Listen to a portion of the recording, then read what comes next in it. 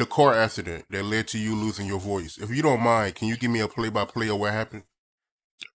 Bro, like I said, I started to fuck up. You know, I was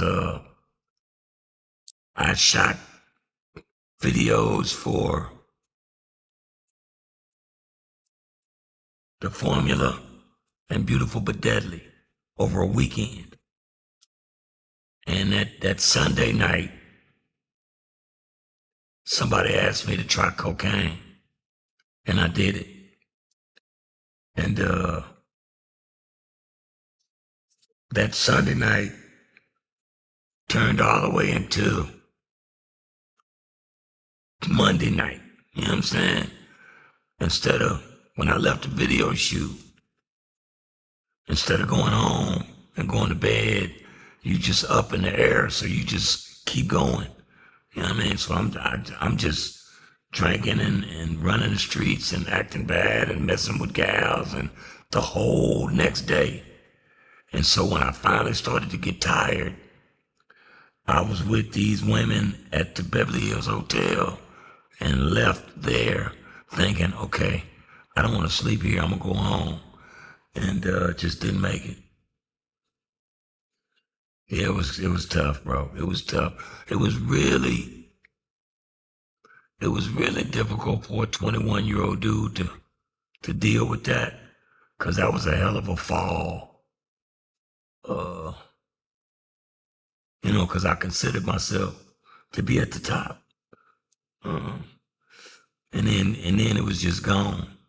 So that was a rough space for a minute, and it took everything in me, to still be here. But when Snoop came, he allowed me to put that energy into him, and he became the voice I didn't have. And because he's such a good person, he's such a good human being, he took everything that I was trying to give him in a way that make you feel good about yourself, you know what I mean? And he's still giving that shit back to me to this day. Whenever he do interviews like this, he never go without saying it. You know, he's always calling me out the blue, checking on me. Snoop is just a real good dude, and I'm grateful uh, that I could have added anything to his greatness. Respectfully, do you deal with depression when it comes to the incident still? Do you live with that what if that car crash would have never happened, where your career would have been? Because at that time, man, you was coming off the #1 album where No One Can Do It Better. So I was just wondering, man, do you still live with that what if? 33 years of depression, bro. 33 years. That's how long it took before I got past it. Probably did damn near every drug you can think of, had every drop of liquor you could think of to try to get away from being who I am. Cause it was painful to have to be me. You know, it was a path, but it was my path, right? I had to walk that in order to be this man that I am today.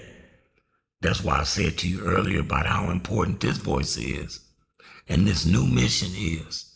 Cause I'm not here for nothing. Cause I tried to get up out of here a couple times, I know. You know what I mean? And so for me to still be here today and for motherfuckers to still want to hear what I got to say, that means God got something for me to say to these folks. And slowly but surely, he building me up to do that damn thing. And matter of fact, when I got ready to do the documentary, that was in 2020, and I caught a revelation from my brother that God was like, you can let that pain go, because it wasn't you. The whole time, the whole 33 years, I'm just fucked up because of what I did. Look what I did to myself. Look what I da. But God said it wasn't you, it was me. I did that because that was a path I wanted you to walk, because it's something I need you to do. And you had to be this man to do this mission. And so, bro, it go real deep, you know what I mean? But like I was saying to you just a second ago, some of the folks that I've known in my past were great people, but they gone. I'm still here. There's a reason for it. And I'm a much stronger man than I was back then. So I wouldn't mind going to death row now. Cause I know you're not gonna do shit to me now. You know what I mean? I didn't know that then. You know what I mean? But I know God is with me. He was with me then. How else you gonna walk through the lines, Dan, and nobody touch you? You know what I mean? And that with them dirty, rotten scoundrels, man, every day.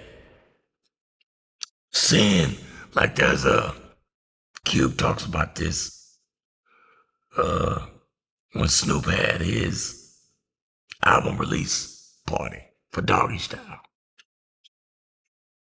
It was on a boat, and Cube says, when I pulled up to the marina, and I said, I ain't getting on no motherfucking boat with Death Row.